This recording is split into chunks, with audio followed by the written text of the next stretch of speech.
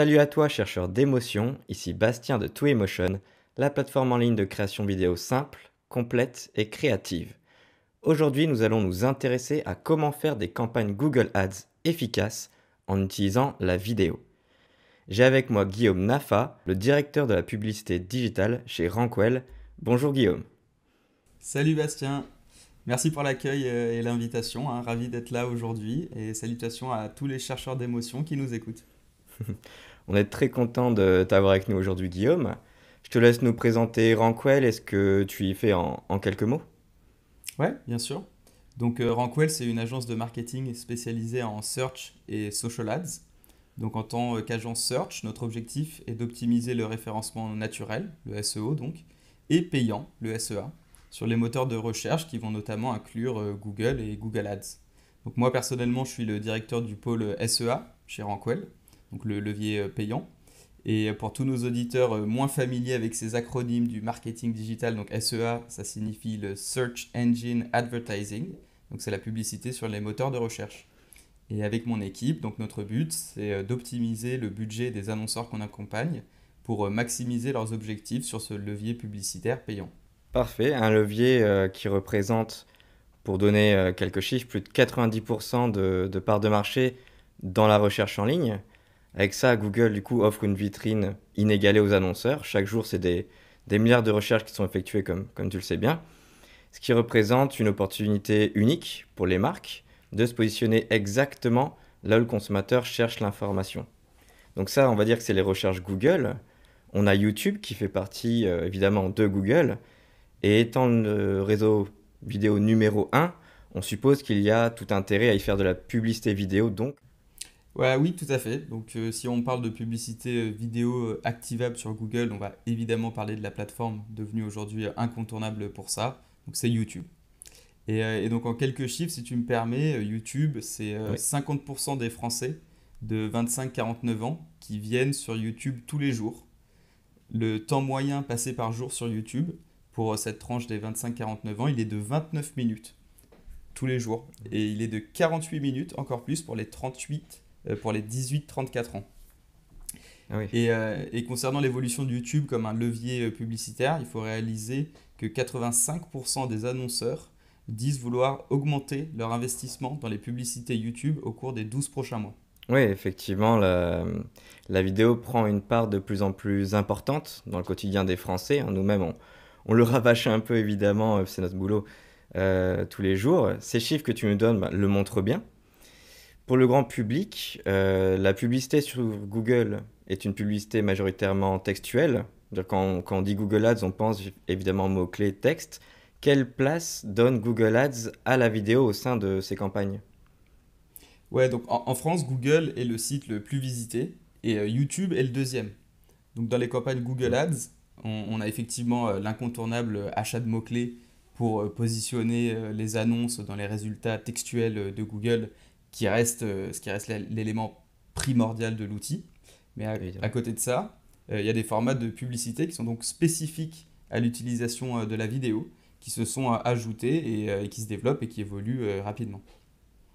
Oui, effectivement, il me semble que c'est une tendance, on va dire, relativement nouvelle, le comportement de l'acheteur sur le web qui a évolué, n'est-ce pas? Ouais, alors c'est vrai, c'est quelque chose d'assez récent. Donc alors récent, depuis 2010, il y a un vrai Ouais. changement qui s'est effectué dans le comportement de recherche du consommateur.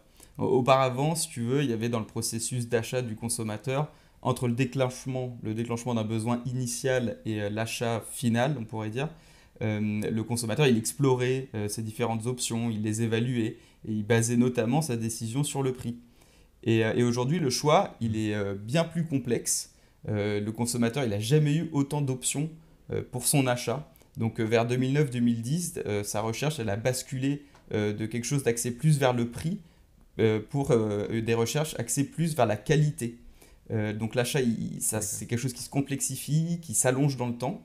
Et ce qu'il faut comprendre, c'est que YouTube, aujourd'hui, il influence vraiment les acheteurs à toutes les étapes du parcours d'achat. Donc la participation de ce levier, il intervient aussi bien au début qu'au milieu ou à la fin du parcours.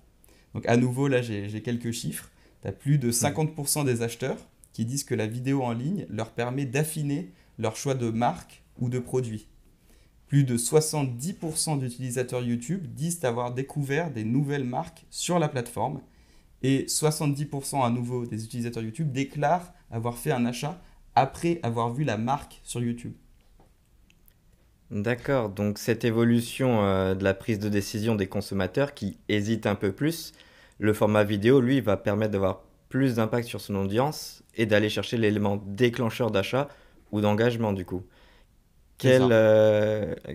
voilà, quels autres avantages de l'utilisation de la vidéo dans les campagnes Google Ads pourrais-tu nous citer et surtout comment on peut les appliquer? Ouais, alors parmi les avantages forts hein, qu'on va avoir, qu'on peut noter dans la publicité vidéo sur YouTube, il y a notamment le fait qu'on va pouvoir adresser via différentes campagnes différents types d'objectifs. Donc il y a différents formats de campagnes en fait sur YouTube qui sont disponibles pour travailler aussi bien son haut de funnel, donc axé plus sur la notoriété, qu'à l'inverse, son bas de funnel, axé davantage sur la performance. Donc il y a des bonnes pratiques hein, à suivre pour tirer pleinement parti de ces campagnes Google Ads vidéo et donc de YouTube. Et ces infos, Google nous les partage. Donc typiquement, pour travailler plus son haut de funnel et sa notoriété, on va avoir des formats dédiés qui sont notamment les formats TrueView for Reach ou Bumper. Donc le Bumper, c'est le format vidéo de 6 secondes non skippable. Et le TrueView for Reach, c'est celui qui est skippable au bout de 6 secondes et qui peut dépasser les 30 secondes. Ces deux formats, ils ont pour but de toucher un maximum de personnes. Et donc en ce sens, il y a un achat qui est possible au CPM, donc c'est-à-dire au coût pour 1000 impressions. Donc ça, c'est plus pour la notoriété. Et pour travailler plus son bas de funnel et davantage la performance, YouTube nous propose aussi des formats dédiés appelés notamment Video Action. Donc Video Action, Vidéo Action. C'est comme du TrueView, tu as les 6 premières secondes qui sont non skippables, mais là tu vas être un format davantage axé sur les stratégies d'enchères, de type CPA cible. Donc l'idée étant plus de faire de la performance que de toucher un maximum de personnes. Google, il nous met aussi à disposition des puissantes capacités de ciblage hein, à utiliser justement selon son objectif publicitaire. Donc dans les bonnes pratiques, on va davantage utiliser tout ce qui est démographique, critères de ciblage démographique classique et affinitaire pour travailler son haut de funnel, donc sa notoriété, tout ce qui est plus les affinités qu'ont les internautes sur le web. Et à l'inverse, on va avoir plus les audiences sur le marché, donc audience in-market, ou d'intention personnalisée, custom intent, pour travailler plus le bas de funnel, qui sont là des ciblages davantage axés sur les recherches, l'intention d'achat, voilà, axés plus business, produit, service. D'accord, donc pour résumer, disons grossièrement, la notoriété, on va plutôt payer au coût pour 1000 hein, qui permet de diffuser au plus grand nombre. Et pour aller chercher de l'engagement et de la performance, plutôt utiliser des plafonds, donc des plafonds maximum à payer pour obtenir une conversion. On Ouais. a du coup un usage qui va varier selon les objectifs et un ciblage précis qui peut être mis en place. Donc ça, c'est parfait. On suit les bonnes pratiques et on arrive à des campagnes efficaces au final. Donc la Exactement. question qui se pose, comme on parle du format vidéo qui évolue très vite, c'est comment les tendances actuelles en matière de consommation vidéo influencent-elles les stratégies Google Ads, tu vois? Est-ce que je vais pouvoir adapter mes campagnes pour qu'elles continuent d'être efficaces? Ouais, alors c'est vrai qu'au-delà de Google, on trouve d'autres plateformes qui ont grandi très vite et qui ont vraiment su saisir l'attention d'une audience qui leur est bien spécifique. Donc on pense notamment à TikTok hein, qui domine chez les Évidemment. jeunes avec un format donc uniquement vertical. On parle quasi exclusivement de mobile pour ce type de plateforme et de consommation. Et donc vidéo verticale, des vidéos très courtes. Ce format, il a eu tellement de succès qu'aujourd'hui on le voit inonder les autres plateformes, en fait, type Facebook, Instagram, YouTube aussi, qui ont créé en réponse leurs propres réels, Reels, YouTube Shorts, etc.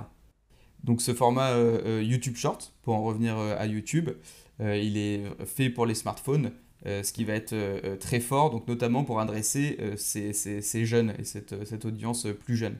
Donc il s'agit là d'attirer l'attention vraiment dès les premières secondes parce que l'utilisateur, il est en train de scroller en permanence, son temps d'attention, il est très court.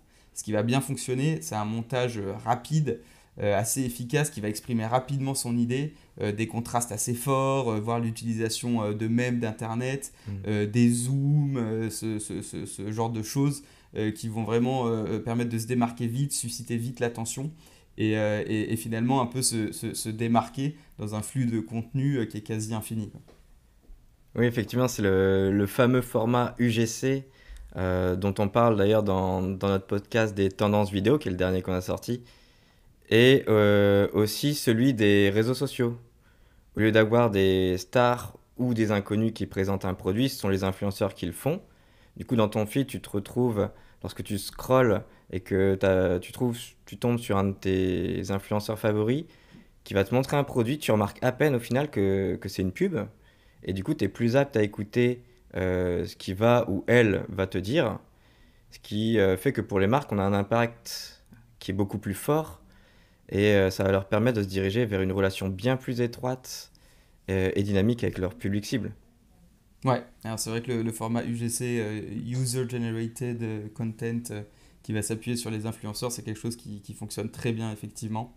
Et sinon, tu as une deuxième grosse tendance chez les peut-être un peu moins jeunes, disons adultes ou jeunes adultes, c'est YouTube qui devient vraiment la nouvelle télé, en fait. C'est Ouais. associé à cette consommation qui est aussi plus canapé, et certainement moins mobile que les YouTube Shorts, par exemple. Donc on note sur cette plateforme une explosion des formats plus longs qui peuvent dépasser plus 20 minutes. Et vraiment, ça, c'est en train de remplacer progressivement la télé via une consommation en fait Smart TV où tu peux aller sur YouTube directement à partir de ta télé et donc sur ton canapé. Donc là, on va être plus sur un format de vidéo paysage de haute qualité Mm. pour toucher ces jeunes adultes qui ont une consommation de YouTube plus longue, on va dire, le temps d'attention, enfin, il est plus présent. C'est un format plus long sur la télé, on a plus d'attention de la part de l'utilisateur et certainement moins de la nécessité de faire ces montages un peu frénétiques, très rapides, parce que l'attention de l'utilisateur, elle est plus présente. Donc la strate du visionnage de YouTube sur la télé, donc c'est 20 millions d'utilisateurs français par mois qui regardent YouTube sur leur télé. C'est le deuxième support derrière le smartphone, ce qui Ah oui. signifie qu'on regarde plus YouTube sur la télé que sur ordinateur. Donc les contenus, ils sont 2 fois plus longs et pour une moyenne de 21 minutes pour les vidéos regardées, c'est ce qu'on disait. Et donc en gros, si tu regardes des vidéos YouTube sur ta télé, ça se prête carrément à des formats de vidéos plus longs. Ouais, là, ce que tu dis, ça me fait un peu penser, par exemple, aux émissions Hot Ones qu'anime Kian Kojandi, ou par exemple, tout le monde doit connaître Squeezie avec le GP Explorer qui a beaucoup fait parler de lui. Je trouve que ce que tu nous montres de ces tendances, c'est qu'on a des extrêmes de consommation qui se forment. Générationnels déjà, avec les jeunes sur du format court, en format du coup vertical, très mobile effectivement, qui suivent pas mal d'influenceurs. Et du coup, les plus jeunes adultes, plutôt sur du coup le format long, comme si vraiment ils regardaient une émission de télé, quoi. Donc on obtient au final une logique de multiformat et multi-usage qui est très intéressante, où on va utiliser une vidéo longue, et du coup, bah, effectivement, la mettre au format vertical et la diviser en une série de vidéos courtes de maximum 1 minute pour rentrer dans les YouTube Shorts. Et du coup, cette série, elles vont contenir vraiment les meilleurs passages de ta vidéo longue que tu vas couper en passages intéressants. Ouais. Pour toucher les jeunes, comme ça, tu vas vraiment être multi-usage, multi-plateforme. Ce que ça implique pour les marques, c'est que tant qu'on comprend comment notre audience consomme la vidéo, on pourra créer des campagnes efficaces en suivant du coup les bonnes pratiques Google Ads. Cette analyse, il y a pas mal de marques qui l'ont parfaitement mise en place et on va donner 2 exemples, je pense c'est pas mal, 2 exemples concrets de campagnes Google Ads vidéo réussies et ce qui a contribué à leur succès. Alors qu'est-ce que tu pourrais nous citer comme campagne connues et qui ont vraiment, voilà, qu'on a pu voir passer un peu tout le monde. Ouais, effectivement, si on passe un tant soit peu de temps sur YouTube, il y a de fortes chances que vous ayez croisé les publicités donc Asphalt type le t-shirt parfait, le polo parfait, le short parfait, ce genre de contenu. Mm. Donc ils ont sorti ces campagnes type le pantalon parfait. C'est des publicités qui sont très fortes et qui sont vraiment beaucoup dans l'air du temps. C'est pour ça que j'aime bien parler de cet exemple. La pub immédiatement elle sort une stat de vêtements jetés très tôt dans la vidéo sur un fond de beaux paysages, donc les vêtements qui sont un peu bazardés un peu rapidement. Et elle prend le virage inverse de la fast fashion en parlant des bonnes matières, les matières premières, durables. Ils produisent uniquement ce qui a été commandé, ce genre de choses. Donc tu achètes éco-responsable avec Asphalt, tu es éco-responsable en fait. Et ça, ils te le font Ouais. bien comprendre dès les premières secondes de la vidéo. C'est assez fort. Le ton, par ailleurs, il est très posé, la voix, elle est calme. Le modèle, c'est un homme avec une barbe de 3 jours grisonnante. Voilà, ce type de position où ils ont bien compris qui était leur cible et ils l'adressent correctement sur YouTube. Sinon, comme un autre exemple, je pense aussi à Boku. Mm. Boku, K-Cascadeur, qui installe des WC japonais. Au-delà de la vanne, du nom de marque, Boku, c'est vraiment un exemple qui est très fort et qui suit des bonnes pratiques que je développerai rapidement ensuite. Et ça en fait une vidéo, une publicité très bien pensée. Donc ils ont bien réfléchi leur axe d'approche.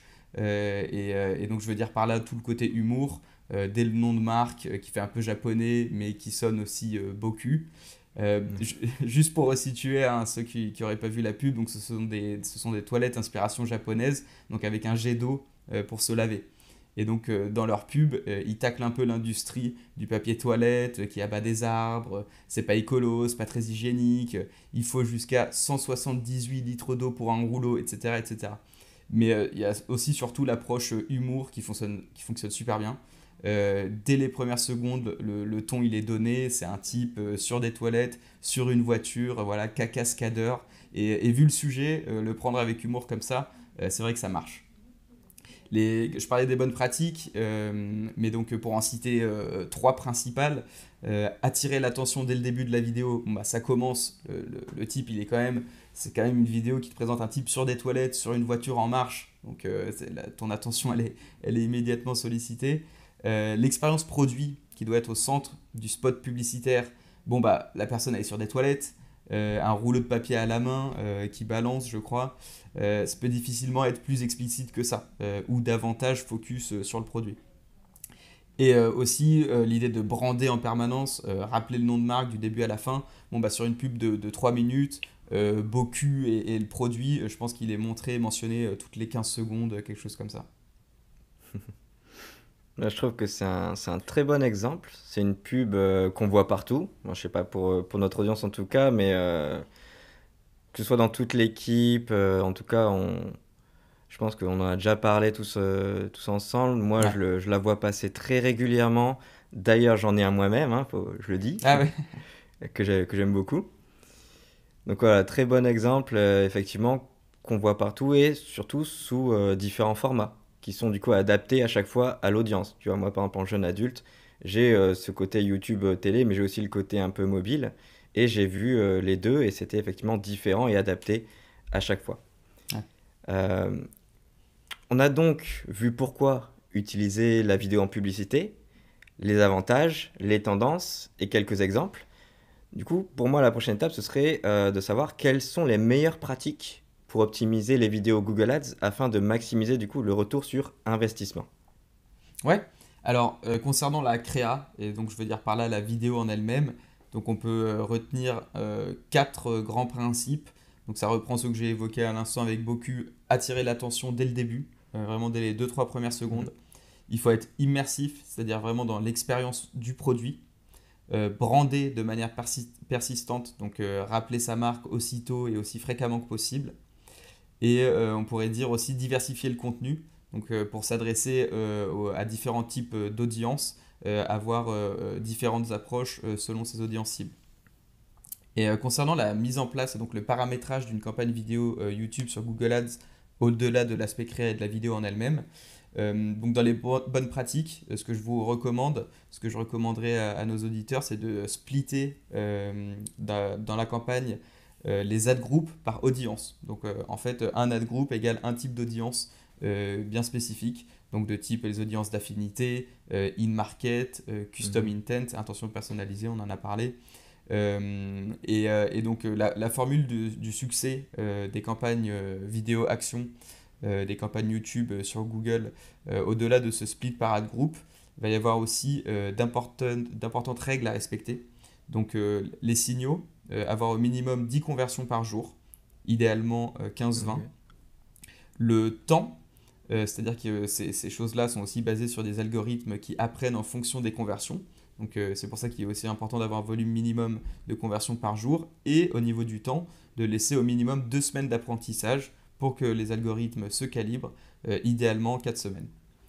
Et pour le budget, comptez environ 2-3 fois le CPA du search hors marque, hein, en dehors de la marque. Donc, laissez tourner l'algo pendant minimum 2-3 semaines. Et après ce temps-là, tu vas pouvoir optimiser le budget. Donc, comment tu fais pour optimiser le budget? Bah, justement, tu t'appuies sur ce split entre les différents ad groups. Et donc, c'est selon la performance que tu notes entre les ad groups et donc entre les audiences que tu vas booster plus ou moins ton budget sur ce qui fonctionne. Donc, admettons que le CPA Search hors marque il soit de 15 euros pour parler du budget quotidien. Celui qui te serait recommandé dans cet exemple, ce serait donc 10 conversions minimum par jour, fois 2 fois le CPA. Donc 10 fois 30, ça serait 300 euros par jour, d'après les bonnes pratiques de Google pour maximiser la performance. D'accord.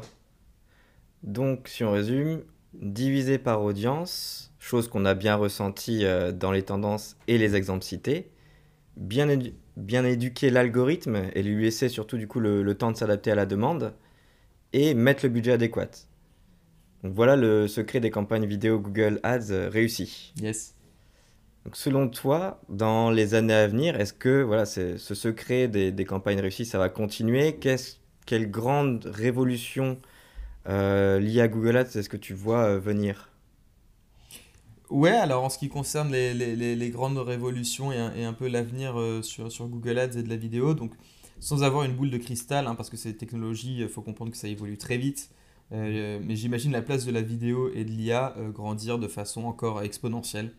Donc Google travaille actuellement des solutions hein, soutenues par l'IA qui permettent de calibrer une unique vidéo à leurs différents formats exigés sur les plateformes, donc ce dont on s'est parlé déjà plusieurs fois. Le format classique horizontal, le paysage, il va être automatiquement traité pour être optimisé en vertical, par exemple, prêt à diffuser sur les shorts YouTube. Mais donc il n'y a pas que ça. Il travaille également sur des solutions de pure création de vidéos avec l'IA. Donc, c'est-à-dire que basé sur les textes d'annonce, les images, les logos qui peuvent aspirer déjà présents sur ton compte Google Ads, ils sont en train de faire en sorte que tu puisses avoir une vidéo 100% originale qui est créée pour toi sur mesure. Elle peut d'ailleurs être dupliquée sur différents styles et tons pour répondre à différents types d'audience.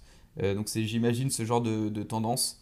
L'IA, elle est forte, elle va pouvoir nous aider à partir dans ces directions et à optimiser ses contenus de cette façon. Mais elle va clairement prendre de plus en plus de place dans nos vies. Dans mon métier, je reste quand même convaincu que dans le paramétrage, l'humain il doit être présent pour guider correctement les algorithmes. Et on devient de cette façon de plus en plus des pilotes d'algorithmes en quelque sorte. Ouais, effectivement, je te rejoins et je pense toute l'équipe aussi sur ce constat que la vidéo et l'IA vont continuer de grimper et que l'association des deux aura un gros impact dans la création vidéo. Donc chez Twaymotion, on bosse, comme tu le sais bien, à rendre la création vidéo professionnelle la plus simple possible. On a déjà intégré l'IA dans différentes fonctionnalités de notre outil d'édition vidéo. Et on a également développé, il y a quelque temps, une IA générative de vidéos qui est disponible à tous, qui te génère des vidéos selon un script que tu lui donnes. Tu as les fameux prompts, un peu comme ChatGPT. Ouais. Le but, évidemment, c'est que nos clients aient l'outil de création vidéo le plus simple, complet et créatif possible, et que s'ils veulent les utiliser dans leur campagne Google Ads, par exemple, et bien qu'elles soient totalement adaptées à leur objectif, que ce soit vraiment simple pour eux de le faire. Eh bien, chers auditeurs, grâce à l'aide de Guillaume, vous savez désormais pourquoi et comment monter efficacement des campagnes vidéo sur Google Ads. N'hésitez pas à nous faire part de votre expérience sur le sujet et si vous utilisez Twiliomotion pour vos créations vidéo. Un grand merci à Guillaume pour cet échange et à la valeur que tu as apportée à ce podcast, c'était très instructif. Merci Bastien, merci encore pour l'invitation. Et à nos auditeurs que ça intéresserait d'en savoir plus sur mon métier, mon agence, n'hésitez pas à me contacter via notre site, donc rankwell.agency, ou notre boîte mail de contact@rankwell.fr. Merci, à bientôt. Merci Guillaume, bien sûr, on aura mis toutes les informations dans la description. À bientôt.